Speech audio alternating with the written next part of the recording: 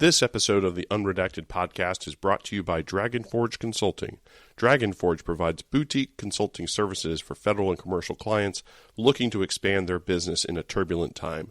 Learn more by visiting their website at www.dragon-forge.net. That's www.dragon-forge.net.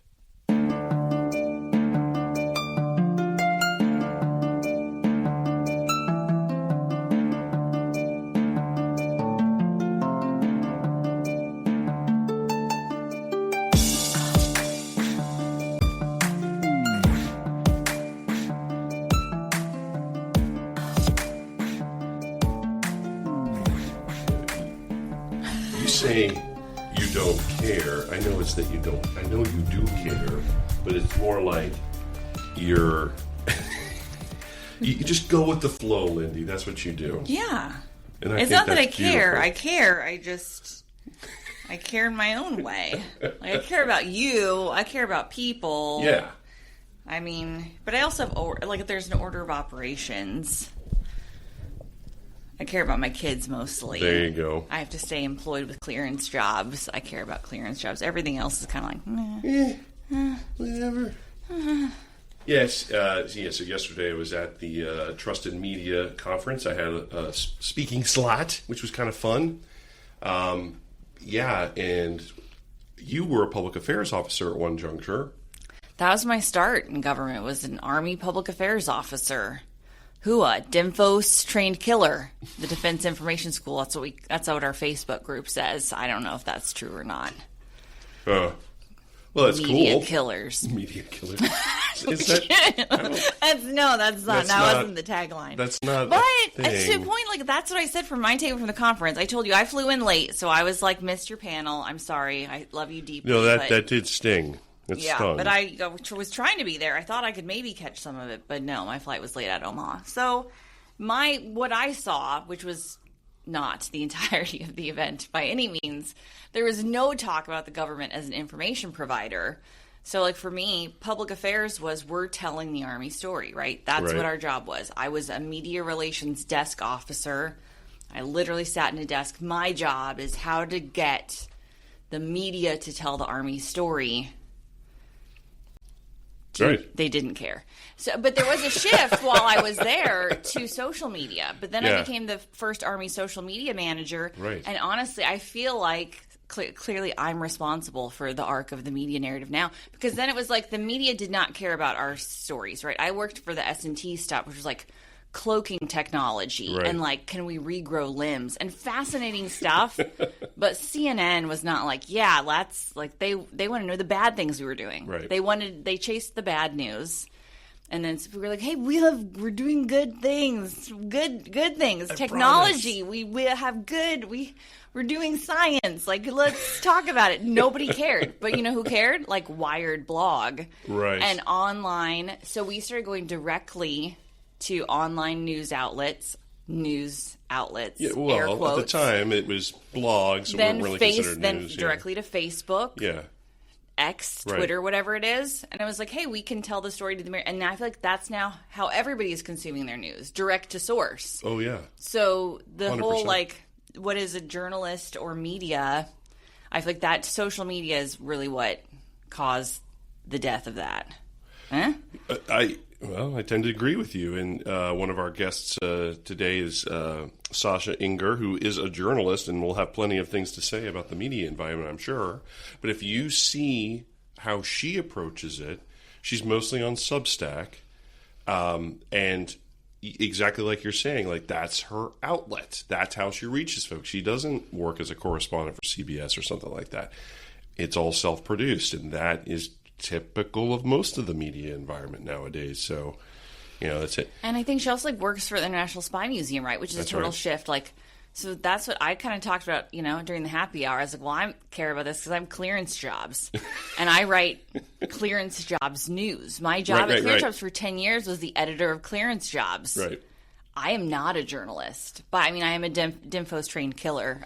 Clearly I have credentials. Went to the school. But I don't consider I consider myself a writer and a public affairs officer. Yeah, sure. So I feel like I have a personal commitment to the truth, but that just rides basically on my personal, like I love to break the news. I get joy out of it, right? If I find out something, and I know it's okay to publish, right? Because I know enough people on the inside. Like I'm not trying to get anybody fired. But if I get a piece of insight first and can publish it, I enjoy that.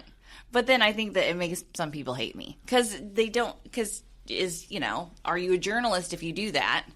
I would say no, but I get people who dislike me for that reason and are like, you shouldn't do that. You shouldn't if you get information, you can't write about it. Well, I mean, does that make you any different from putting out a tweet? So you break the news and you put out the tweet? I mean, I guess everybody who tweets is now a journalist. Yeah, I'm not sympathetic to that criticism, I guess, is that, if I know something, I tell folks. Yeah.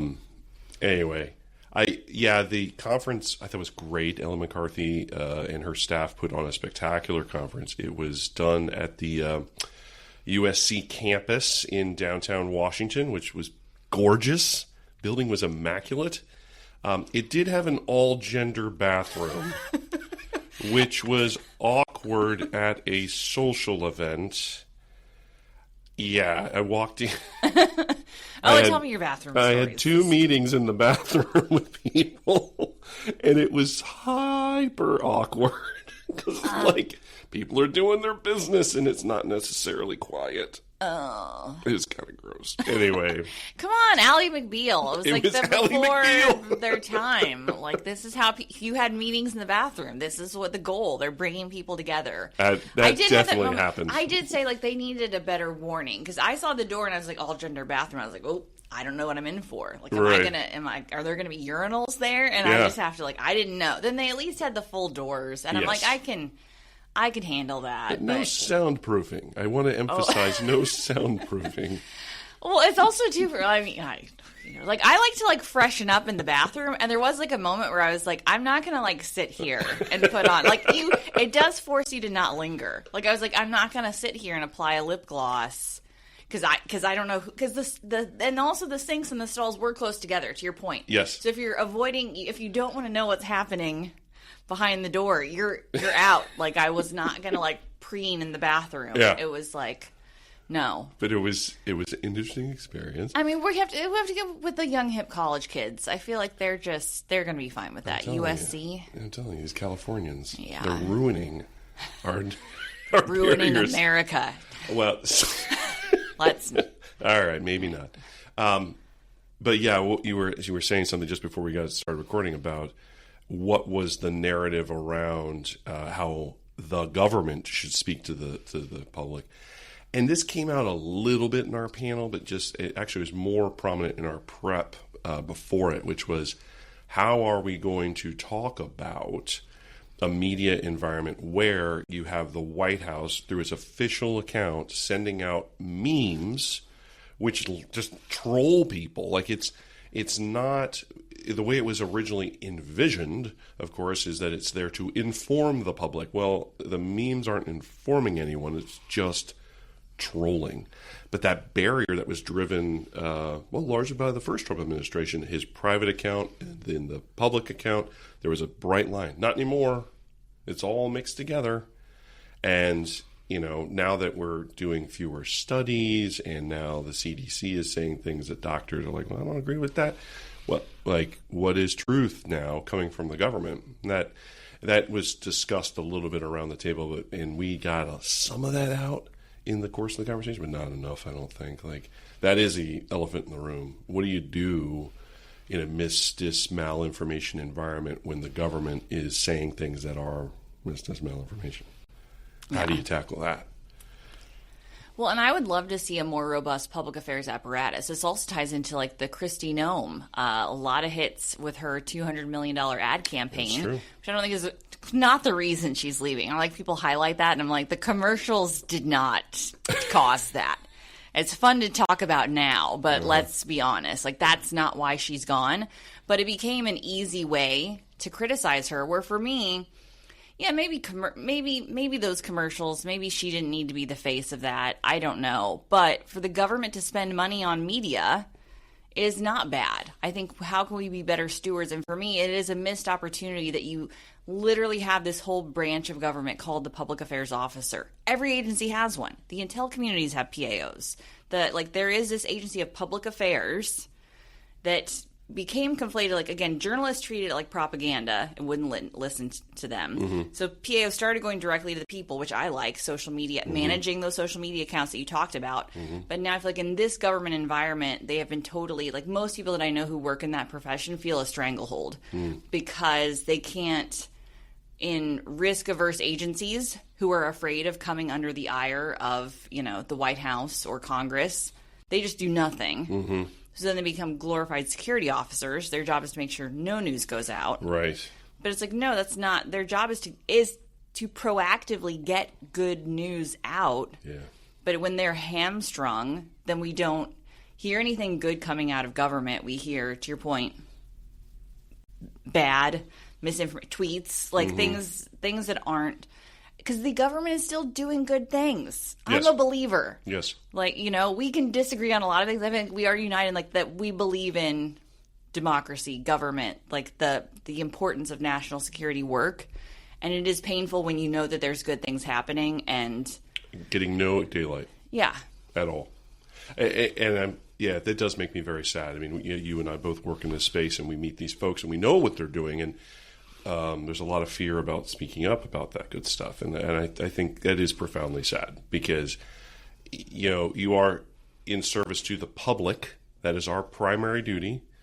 And if you can't tell the public what you're doing, then the people you're serving start to question your value. And I know it's valuable, but you have to have the airspace to communicate it. And I feel very sad about that. Yeah. Yeah, and then the turn in the conference was toward more of a political kind of angle on it, which I'm not super excited to engage in those kinds of spaces. But there were valid points about we used to have some instruments in the government that were doing more of this. Hey, what is election security looking like, and what are our adversaries doing? Those things still exist, but in considerably lower profile, less informative of, like, people get really affected, like state, local governments, things like that. So we talked about that a little bit at the conference.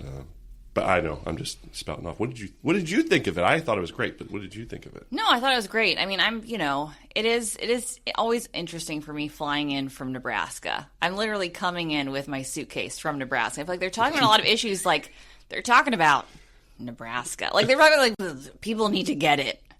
But you have a bunch of people in Washington, D.C. trying to figure out how to fix news. There was like talk about local news. And I believe in like getting better information out, but it is a tough shift that we're a part of. But for me, I'm always like, I want people to be having the conversations. And I do think, I'm glad I missed the more political aspects of it. Because for me, it is very much like I'm just talking about I was a public affairs officer 20 years ago. We were talking about this topic 20 years ago. Yeah. People kind of forget, like, this isn't a post-Trump issue in terms of like journalism and media and trusting the media. And that's existed for a while. Long time. I do think, again, the rise of social media definitely created this huge divide, huge split, broader conversation. But it's not something that's going to be fixed or solved. And because I think we also like to just wait out problems, right? Yes. Somebody new will get elected and all of these problems will go away. No. We have to like find a cross-political, cross-administration way to say. So that's why I look at the branch of government that's supposed to do this, which is the public affairs entity, right? Not a big branch of government, but the element of government that's tasked to do this. If I was looking as a systemic thing that we could influence, it would say like, hey, let's resource, outfit, train our public affairs folks to provide information to the public, and let's ensure like agencies empower that authority, because agencies can do that across the spectrum of administrations, I would think. Get your reaction to this. I hadn't thought about this until you just said all that. So we did have a bit of a foible in the sense of for going into Iran about getting our folks notified and into safe harbor. Is it possible that because we've diminished the, I'll say, amplification of the official American voice, that it's actually really hard to be an American abroad and know, gosh, I need to act on this information, or I need to pay attention to what's coming from that official channel? Is that possible? For sure. I mean, I would just, again, the lack of credibility in official American quote-unquote news sources, right? Information sources and outlets. I think it becomes an issue, becomes a security issue. That's why they're cross-functional. That's why I love that Ellen is doing this, because she gets the intersection of what the IC does. And people get nervous about that, right? I think you start talking about, there's a lot we can learn from psychological warfare. Yeah. I mean, there is. And for me as a public affairs officer, I was like, PSYOPs is doing this better than we are. We need to learn we don't want to do propaganda, but how to disseminate information broadly. How do we communicate? How do we build credibility? Those are the same, soft skill techniques. Your tactics are, it's going to be a little bit different, but you should care what the American people think. Oh, I do sound a little I don't want an IO campaign against the American people. But to your point, when you're sending out memes, that is sort of that attempt to do that. And I think at the agency or entity level, if people knew, not broad government, nobody trusts broad government, but your local, trying to think of Fort Eustis Public Affairs Office where I worked. Yeah. We had a community relations outreach person. Absolutely. What is your community relations outreach at Fort Eustis? And then every forward station, military installation, embassy, what is your community relations posture? How are you engaging with the community to provide information that is trusted, and it directly correlates to our national security intelligence community posture, that we have those functional information outlets. You're now hitting on something that was mentioned very early in the conference that I was like, yeah, that's a problem. But what you just said made me have an aha, which was, if you think about a military base, it's like a small city, and they absolutely have those little community letters. It's like, hey, I'm selling a boat over here. Hey, we're going to have a barbecue over here. Oh, and by the way, snowstorm impending. Here's the shelter in place. Here are the procedures. We're probably going to be closed, blah, blah, blah, blah. Oh, this is all very helpful information. But it's for the base, to keep the base running and the community be there and inform them of events and so forth. Great, and it builds bonds. It's the reason why you get out of your house and go talk to people. But because we don't really have local community press like we used to, that is broken. We just don't have it because it's not profitable in the way that I guess most folks see as profitable. It also could be the fracturing. Yeah. Right? It's now I can get a tweet, or I can get a Facebook group, or I can do whatever. Yeah, but there is something to be said about having, a bunch of classified ads. Yeah. People were talking about how to make the news helpful yesterday. I was like, more weather, sports, and classifieds. Yeah, that's helpful. That's what people want. They want to know about how their local team is doing. Right. What the weather's like. What, again, where can I buy a cheap boat? Right. And you used to have to pay for that space. Yeah. And now it doesn't exist. Yeah. This is awesome. We're pretty excited to have Sasha here. And this is our interview with her.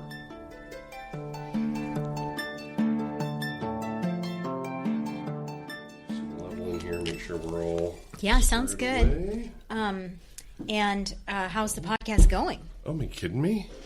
We have the best time. We have the most fun. We get the best people. That's great. Present company included. Well, right? Now you're just buttering me up. Hey, now I'm listen, just getting buttered. Flattery gets us everywhere. Well, now I know. Look, I feel like I'm too short for this. Okay, where do you want this? That's How does perfect. This go? I don't know. I've never done one like this. Sorry. We have a weird leggy thing. We have a budget. We have a budget on the Unredacted podcast. I'm sorry. We're a museum. We have no budget. We're limitless. We have endless amounts of money. Yes. Well, here it is. The shoe is on the other foot now, isn't it? Here you are where you're interviewing these people all the time in the IC and national security space. And now look where you are. I know, I hate it. You're on the other end of it. I might just answer every question with a question. Oh, look at that. Why not? Well, why don't you tell me? We're doing it already. Are we? Are we? I don't know. Are we? Well, I'd really like to get your thoughts on that. What do you think? Not bad. You're trained in elicitation, it must be. I mean, I've been accused of many things, and that could be one. Well, thank you for being here with us. I didn't even know we were recording right now. We always record. We're recording all the time. Sounds like very spy focused. You didn't know this, but we have a microphone in your car. Oh, okay. It's been running for So I'm weeks. gonna get judged for my musical choices now. Well, Michael Jackson has fallen out of favor a little bit. So just something to note. I mean, when you throw a little Drake in, Okay. I feel like, That's all right. We all can use a little Drake. I mean, I'll tell you. or can we? My name was very unrecognizable for a long time, and then when someone says, "What is his name?" I said Drake, like the rapper, and I said it all the time. And now it's like he's made my reservations experience with restaurants much easier. Well, that's good. Right. So I need to wait for an Ingber to come along. Yeah, I'm sorry. Yeah, that's going to be a minute. Going to be a bit. But you're already becoming famous in your own right here. Yes, don't you think? I wouldn't say so. No, infamous. I mean, you're just buttering me up, but now you're trying to like change That's not true. I don't know. That's not true. Is it? No, it's not See, true. I'm going to keep coming back to you with the questions. Yeah, I guess so.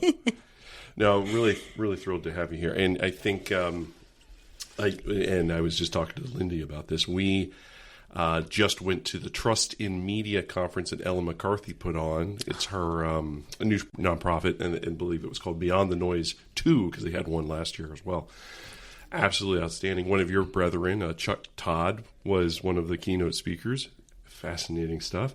But the thrust of the conversation was around, what is truth in, digital media and so forth. Of course, the intersection of public affairs, journalism, all those types of things is a fascinating conversation. But, And I love Ellen McCarthy, who, of course, was head of INR, State Department's Intel unit, There you go. and has an appreciation for independent journalism and really telling the truth and finding a way to make journalism more approachable to people. We've had some great conversations on that, her and I.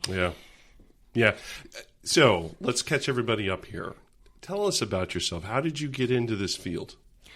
Well, it's a weird story, actually, Brian, and I guess I won't ask you it back because I'll give you – this is an easy one. I know this answer. Okay, go ahead. So this is a city that I moved to, D.C., in 2011, and I came here for a master's in a nonfiction writing program at Johns Hopkins University. I had thought that I wanted to be a travel writer, and we happened to drive to D.C. from Connecticut through New York, Philadelphia, all the way here. It's on the 10-year anniversary of 9/11, so I'm thinking about all these cities, seeing the flags hanging from bridges and from cranes, and it's a little bit nerve-wracking. Is there going to be some kind of copycat or something else?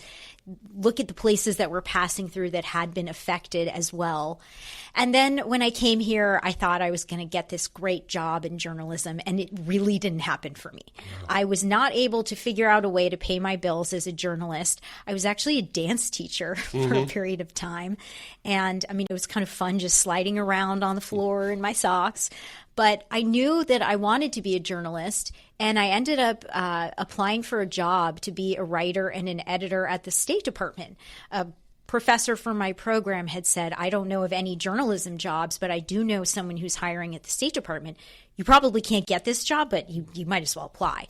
I got the job, and then they must have liked my work because then they plucked me for this small team that was tasked with debunking and countering Russian disinformation after Russia seized Crimea. And that was when I really started to understand the importance of national security, disinformation, influence campaigns, and then this dream of becoming a travel writer no longer really mattered to me. So, of course, my next job was as a travel writer.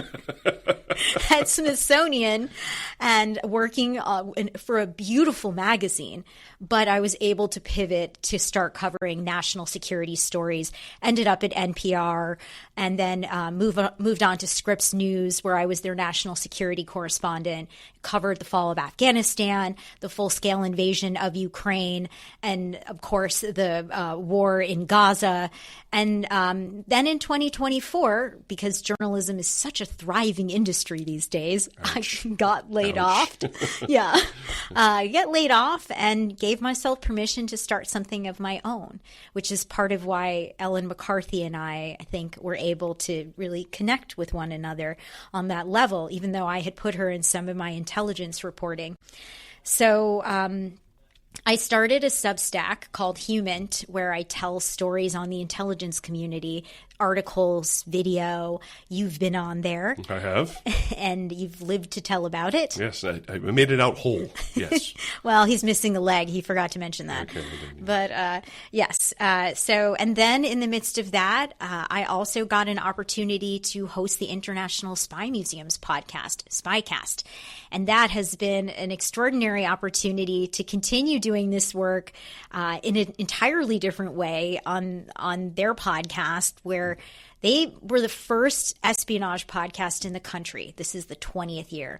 And I'm the first journalist and the first woman to be its host. So it's been a lot of fun. And that's the short version of how I got to be here with you today. That's incredible. So I want to dive into this, right? When you speak to someone in the intelligence community and you mention, there's a journalist interested in your story, right? As a former intel person, the immediate answer is, oh, no, we're not having that conversation. That's just not happening because there's so much that gets drilled into you about don't talk to the press and so forth. So when I was in government, it was a very bizarre experience to run an unclassified program and then have public affairs say, hey, we would like you to talk to the press more. We'd like you to give more speeches. And so now I was suddenly on the other end of it, which I very much enjoyed, because now you got to showcase, like, here's a thing that I'm doing. But it's so rare. So here we are. I'm so excited about this piece because now you get to answer this question. I hate it. Tell us about, how do you gain the trust of your interviewees? How do you get them, again, because they kind of feel like, I really can't talk to these people. How do you gain their trust? How do you get them to start talking about what they're doing? Yeah, you guys have mice. You have your money, ideology, coercion. You got your tactic. I think if I reflect on it from a wider perspective, it's a track record of doing good stories and building up trust through the people I've talked to, the issues that I've covered, and the way that I've covered them. That has been really effective. But I also think that sometimes people have something that they really want to say, and there are different eras. There are times where people lock down more, and there are times when people really want to talk. And last summer, when there was that big State Department purge, about 1,300 people were let go in an effort to save costs. And some of those people came from INR, where Ellen McCarthy had been the undersecretary. And there were other areas that had to do with intelligence and national security. And there were people who were really upset that this had happened around that community. And there was an urgency to it. And so I ended up getting the entire list of names and the breakdown of which offices were seeing cuts, because people were so angry that happened. And that's just one example of when somebody wants to share information because they feel like it's really important that information come out. But there's just no formula. There's no one way to do it. And back in 2019, when I was starting off at Scripps News as a correspondent, had no TV background, little did I know I would be locked down in a pandemic teaching myself broadcast journalism in my living room. I also started doing intelligence reporting, and I was building up relationships with people through the screen because we were all locked down. One thing that people started to tell me was our jobs are so similar. We're both cultivating relationships. We're both trying to gain information. And I would joke with them, yeah, except you have job security and I don't. That's true. Of course, it stopped being true in this past year because no government position was safe. But that was an interesting, eye-opening experience for me. And it also became an opportunity that I used to try to build the relationship through the commonality of being stuck at home. Now, all of a sudden, I'm seeing your living room. I'm watching your kid run by. You're seeing me in my pajamas. And I use that in a way to try to make myself seem more real. And I mean, I wasn't seeming real. I am real. I'm genuinely curious. I genuinely want to understand. I go policy by policy, issue by issue, not Democrat, Republican. That's just not the game I play. And I think that over time it has paid off. Not to say that it's easy. It certainly isn't. I'd sure love to have more sources inside some of those 3-letter agencies. But, you know, we do what we can. Well, and you're just getting started, really. I mean, in career-wise, not really, but you've really started this whole new endeavor with the Human Substack. And so you've got to rebuild your Rolodex, so to speak. Is that a fair statement? I know I bring my sources with me wherever I go. So I mean, everybody that I've talked to from every other place, I can continue to talk to. They want to keep talking. So it really hasn't changed anything for me. And it's good because one thing that I notice in journalism is sometimes people only give a chance to an outlet that is big and fancy and prestigious. And so that journalist might not have to work as hard as someone from a less known place. But at least for me, I have gained enough familiarity and respect from enough people in the intel community that I can leverage all of that. And then also with SpyCast, it is an incredibly prestigious brand to be part of the International Spy Museum. And I have access that other people don't have. I mean, how many other journalists have interviewed the former director of national counterintelligence, Bill Evanina, talking about the counterintelligence threat of all of these layoffs, but then also interview the head of the House Intelligence Committee, Representative Rick Crawford, who's talking about prioritizing the Western Hemisphere. Oh, by the way, and also talk to Valerie Plame about her fears of what could come. And I mean, I can travel through these different communities story by story, voice by voice, and I feel really grateful for that. And you know, if people enjoy my content in one place, then they'll enjoy it in another place. It's interesting to hear you say that when you talk to my counterparts, that they see analogies in your line of work to what their line of work is. There are similarities, but it's not nearly the same. And I would argue your job might be a lot harder, and I'll qualify this to say you are what we would call the collector, right? You're going off and you're finding people. You're also the analyst because you're parsing through maybe multiple interviews, multiple sources telling you all sorts of different things, which then brings you to the third leg of the stool, which is you're also the analyst. You're parsing it all together to figure out, like, what do I believe here? What do I not believe here? What am I going to write? How am I going to write it? Yeah. That's all in you. Whereas in the intelligence community, I've just described 3 very distinct areas that have thousands of people working in each of them. Right. Right. But you're all of those things in one. And I mean, there's also the targeter side where sometimes I know I have a question, but who am I going to ask that question to, and how do I even get to that person? So it is hard. It absolutely is hard. And you know, journalists have a fear of being wrong. It's terrifying to be wrong. And also sometimes I'll not be able to sleep because I don't know, did I do it well enough? You know, did I do this justice? And that has been something that I put a lot of pressure on myself, especially if people are confiding in me and risking their own well-being to do it. That is serious. And And I stress out about it, Brian. Well, it's I really humbling, do. right? I mean, it's humbling, right? Someone is trusting you quite a bit, and you're public. Versus if I was an analyst and I wrote a product and I was wrong, the distribution of that is pretty narrow.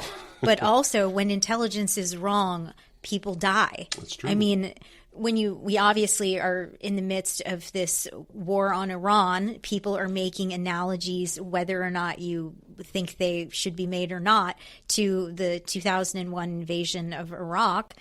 And I mean, I look back at my own past, and my grandmother was staying in Italy in a location where there was a monastery, and the monastery was seen as neutral ground during World War II. But the Allies intercepted intelligence and mistranslated one word and thought that the Nazis were operating there, so they bombed it. Oh my God! And so one word that's wrong in your line of work could change everything. Whereas for me, you might just feel like an idiot. Or someone's reputation is sullied. Yeah, absolutely. Yeah, a person's reputation can be sullied. I mean, or a person who gave you information could be exposed. There's a lot of things that you have to worry about. True. Really like it if you kind of stepped us into this. When you think about the risk calculus of someone gives you a lead and you say, that's interesting.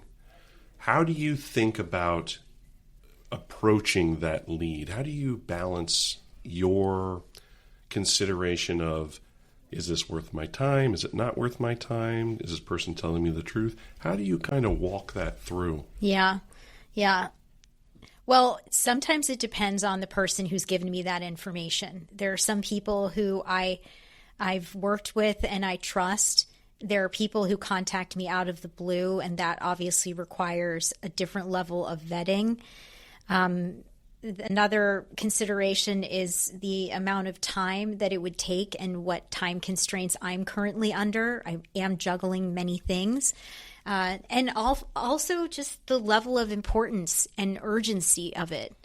Some things I'll drop everything to get it out. Other times I'll wait. I'll wait and I'll see if this evolves, or if there's some other piece that needs to happen. One thing that is fascinating is to learn about the agenda of the people who are telling you the information, because sometimes people just want to get someone else in trouble.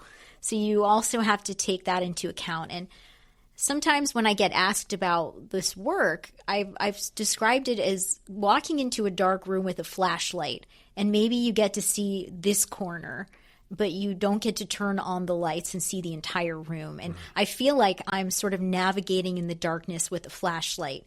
And it takes time to be good at it. And you have to give yourself a chance to absorb the information and grow and get better at it, and not be hard on yourself when it's not necessarily what you imagined in the beginning. I mean, I think there are people who want to cover the intelligence community and they act like this is magic, and it's just start with one story. Just try to do one story well, and then you'll find another story, and small steps. You just described something, though, that analysts struggle with, too. Like, if they get a piece of really hot intelligence, they have a choice. They could either report on it immediately, and it might not be accurate, but, hey, I broke the story. I'm the first one in the community to write about it. That's super exciting and important. But they also could sit back and wait and let it develop and see if there's anything more to it. Right? I mean, the first information that comes in usually is wrong. Right. And I've had conversations. I remember there was an investigative editor at Scripps. We would sit together and talk about how you could be the first and you could get the big story, or you could just get it right. And again and again and again, you could be the one who's always getting it right. And there is value in that too. And I think that I feel like I'm sort of rambling here, but And this part, please, for the love of God, cut my ramble right here. See that spot around that clap? We don't edit anything. We edit nothing. I'm terrified. I retract it all. Except the Michael Jackson karaoke. That's going in. That's going in right in the beginning. Did we say karaoke? I mean, Well, I had car karaoke. I mean, you're singing with him. I think that's how that works. Back on topic. right. You can be the first, or you can do it right. And I find myself warring sometimes internally over, do I want to be the first one, or do I want to really flesh this out? Who else knows about this? Sometimes I find that there's a question that I know to ask that no other journalist knows to ask. So that's a very comforting feeling. And then I get to sort of take more time with it. I can't say that happens as much as I want it to, but there are moments where I'll have a question that I know is important and nobody else does. And then I feel like I can kind of have the best of both worlds.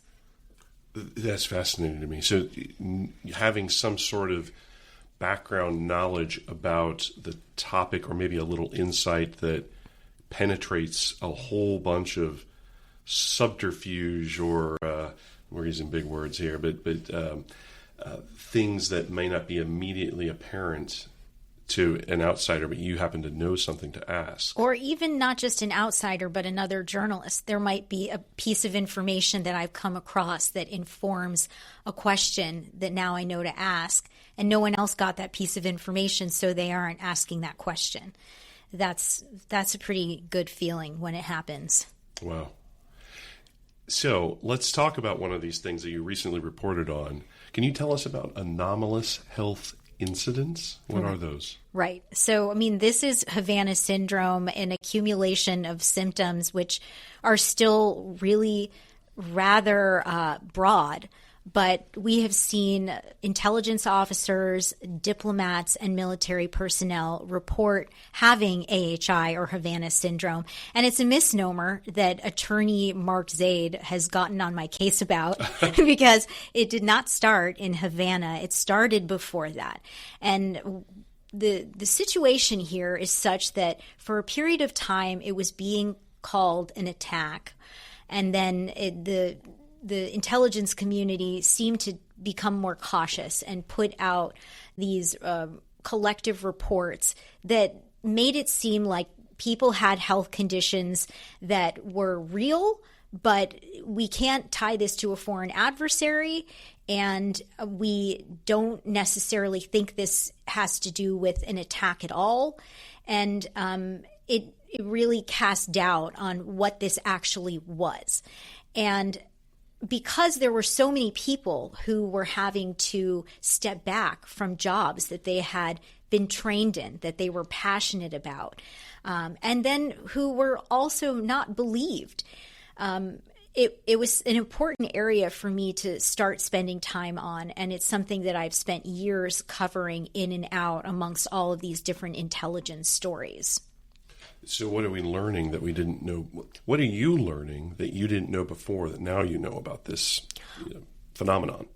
Well, I reported earlier this year, and was the first to report, that the U.S. government had purchased a device that allows for energy to be directed. And this is one of the theories of what is causing AHI, or Havana syndrome, that it is using these pulsed microwaves to harm people silently, essentially neutralizing them. You don't have to kill them, but if you take them off the battlefield, then it's just as well.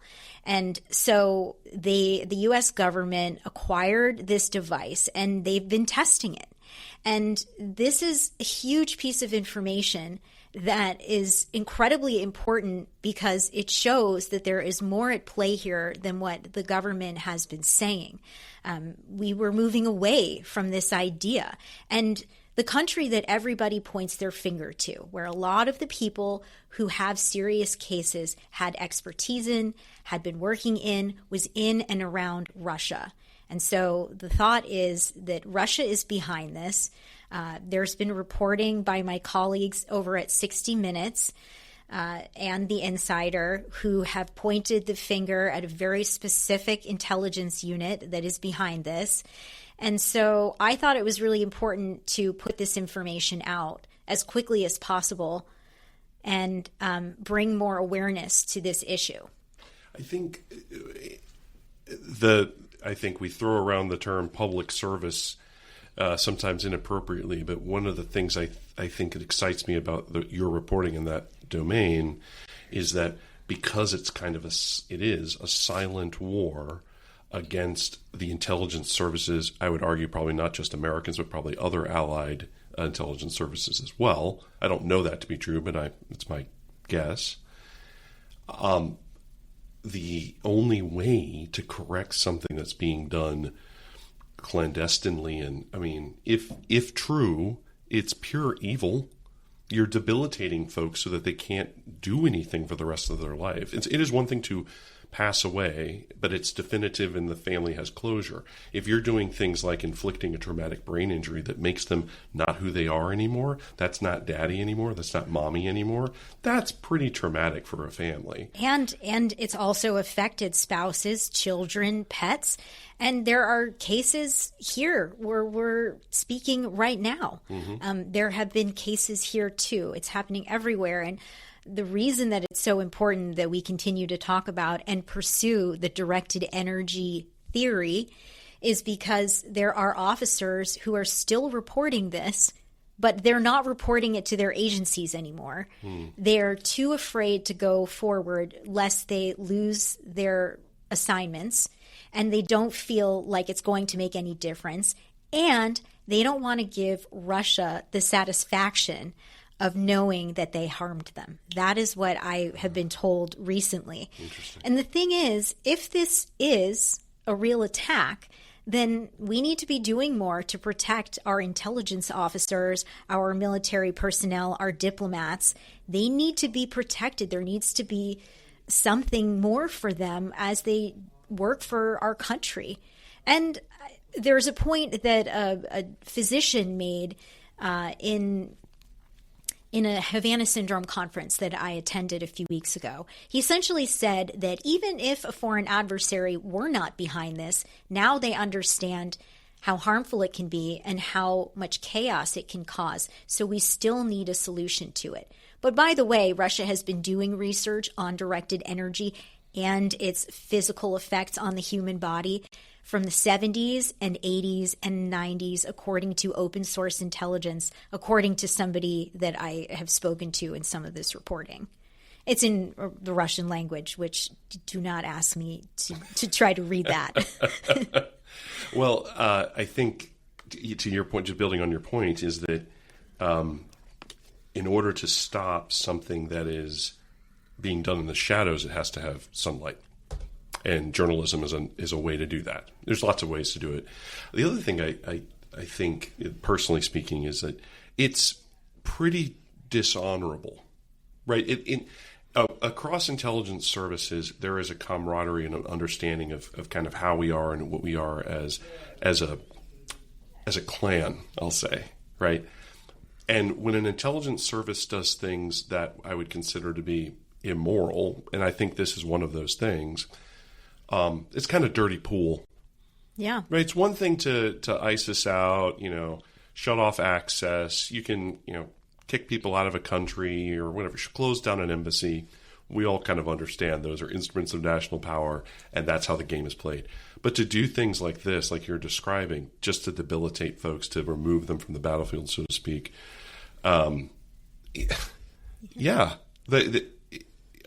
it's more than being unfair.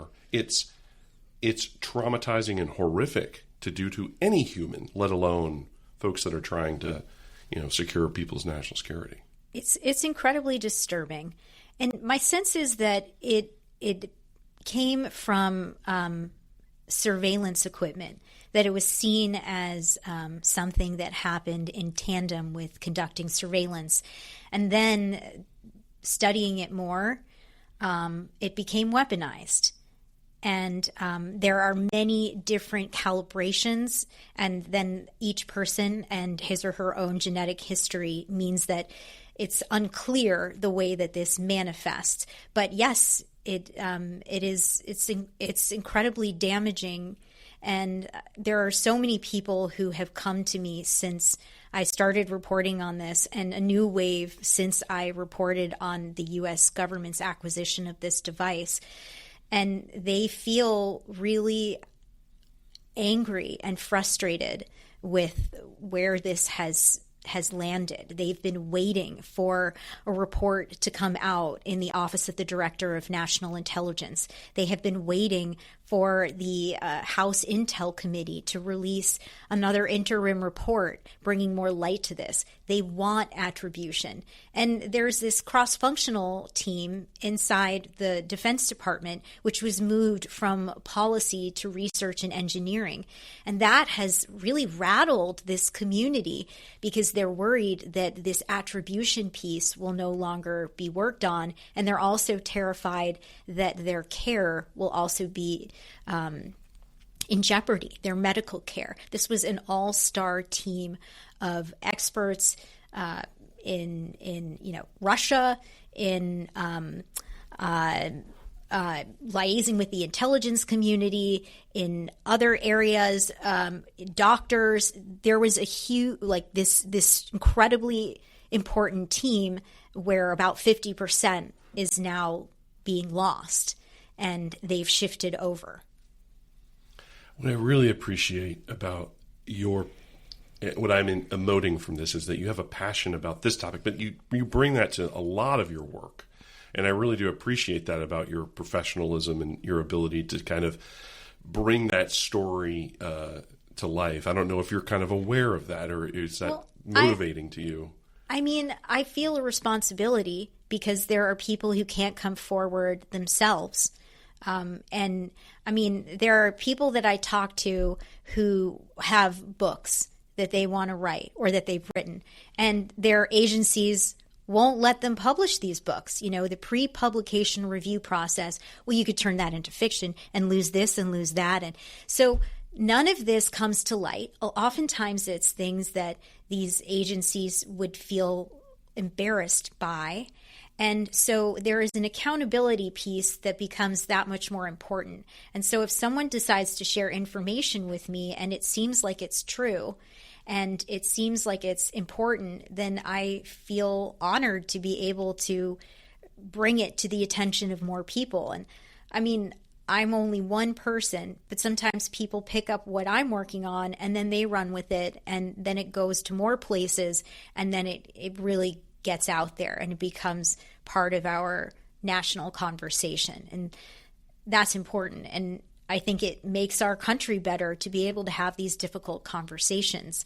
How do we improve if we can't look at the ways that we have gone astray? So aside from the AHI topic area, is there another one that you feel particularly, like a line of reporting you feel particularly proud of, or you saw a result that you thought, gosh, I'm glad I kind of put a fingerprint on that because it had a positive result for the subject of the story? It's interesting because I have a hard time remembering things specifically. I feel like I am inundated by information right now. I'm trying to keep up on Iran and miserably failing at that, by the way. But I wouldn't know specifically what to say. I guess something that I am proud of, I had mentioned Bill Evanina and how we had this episode on Spycast together, where he discussed how when you lay off thousands of people across the government and then they're looking for a new job, they might be resentful that they lost their job. They might be desperate for money to make ends meet. They might have children and mortgages. They see job opportunities on LinkedIn. Someone reaches out to them. That this is a huge counterintelligence threat, especially from China, which is taking advantage of LinkedIn, just bombarding the platform using AI. And that conversation was really important. It wasn't just about the intel community and that space, but people who work in other parts of the government where they might not have even had training in counterintelligence to know that China would see value in your biomedical background. And so once this interview came out, the FBI, the National Counterterrorism Center, and I think the Defense Counterintelligence and Security Agency, these government entities got together and created a training for people who would be laid off so that they would at least have this awareness when they were starting their job hunt. And that felt like a way that a conversation was heard and a solution or a mitigating factor was at least presented. And that felt good. Well, that's a great one. That's a great one. I mean, not everyone's Woodward and Bernstein and can say, yeah, no, we got this president to resign because we exposed this story. But there, I would have to say that probably did have an impression. And Bill is a tremendous voice in the community. I'm sure that carried some weight. Yeah, it clearly did. I mean, it wasn't because I was doing it. It was because he was saying it. I'm just the one asking the questions, but I'm glad that we had that conversation because I think it was an important conversation to have, and I guess that's the only one I can think of off the top of my head. Well, but because a lot of the times you put stories out and you don't necessarily see what happens. I mean, sometimes I'll hear, oh, they said this in this meeting based on your report. You'll hear things, but it doesn't necessarily lead to a behavior change or a change in legislation. But how do you feel about that? I mean, there's, like I was describing, that there are some folks that look at journalists as more of an irritant than an enabler. We definitely are that too. Okay, how do you feel about that when people either accuse you indirectly or directly of being, you're disclosing classified information, you're like, the whole rubric of things that people say. How does that make you feel? Well, I think it was really acute when the president started throwing around the term fake news, when he was running for the office and then became president in 2017. That was a time where I felt like I was seen as either a villain or a hero, and I and my journalist colleagues are neither. I think that a lot of people understand the value of journalism, of transparency, of accountability. Certainly living in D.C., I don't have to justify it. And I've had a strange amount of curiosity and luck and bipartisan support for the work that I've done. Maybe it's because I'm independent. And so whatever your political ideology, it's harder to figure out, well, what really is she? Because we take these shortcuts with our mind. If you work at Fox, you're one thing. If you work at CNN, you're something else. Who knows what is human? And so that could be part of it. But I do think that a lot of people understand the value of journalism these days. And I think that it's very clear that you need to keep your sources protected.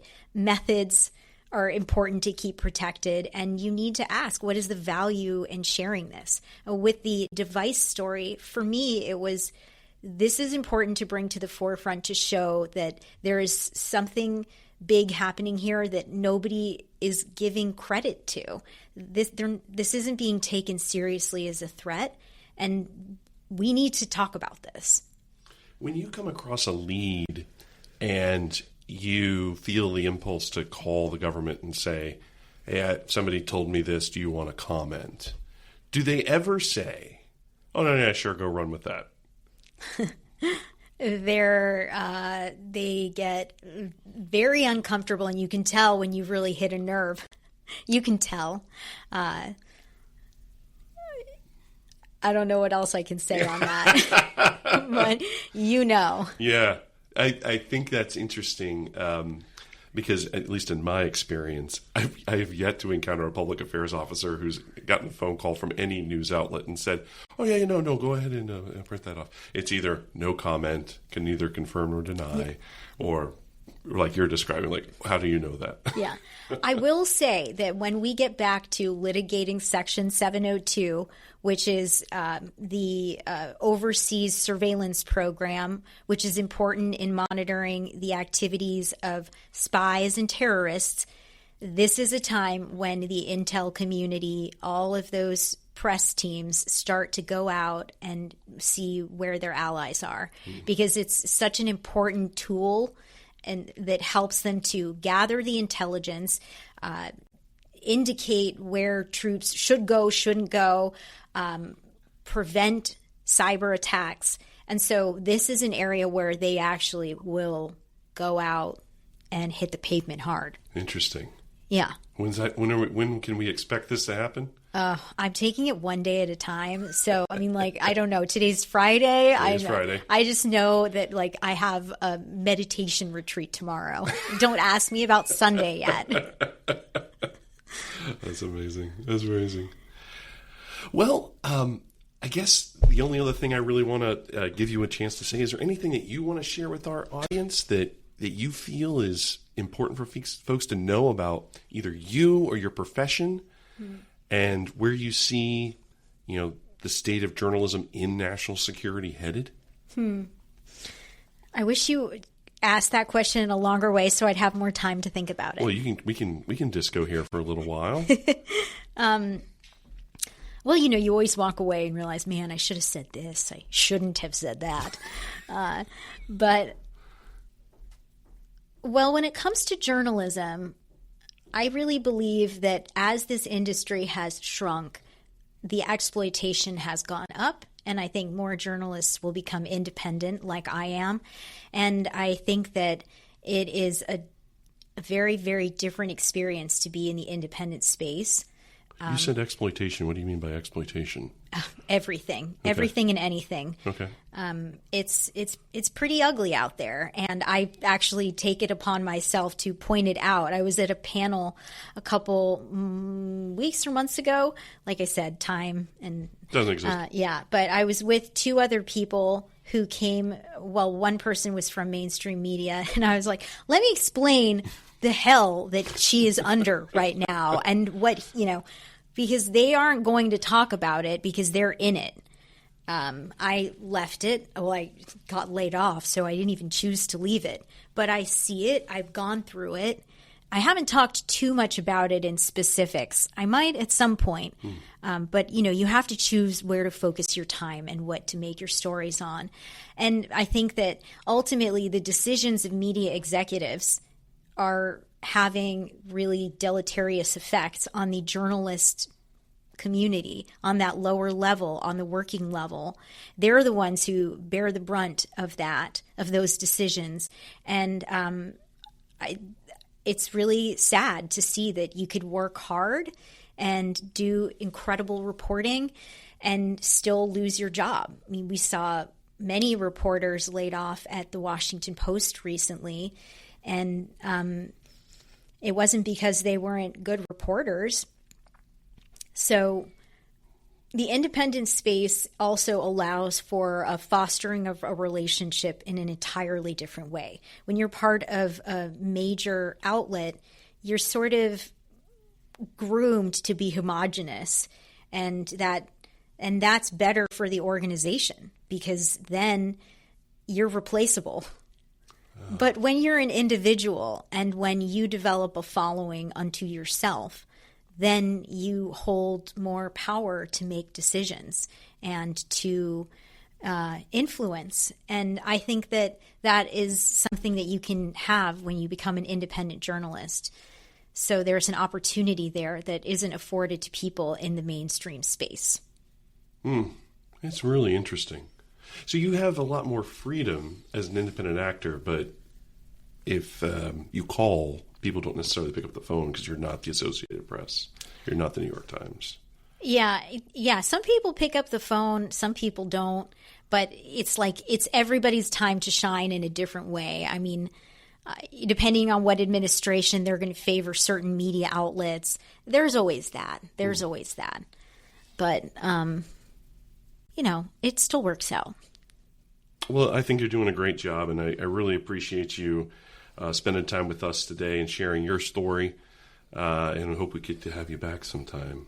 Because I really like this. I like that I get to ask the questions. I hate it. I'm going to say it again. I hate it, Brian. But no, I appreciate you wanting to speak with me. It's been really fun to sit here together, and I'll look forward to next time. Though maybe you'll be on my podcast. Well, we'll have to see. And I'll just make your questions even harder. Oh, let's talk to my agent. I'm Lindy Kaiser. And I'm Brian Drake. And this has been the Unredacted Podcast.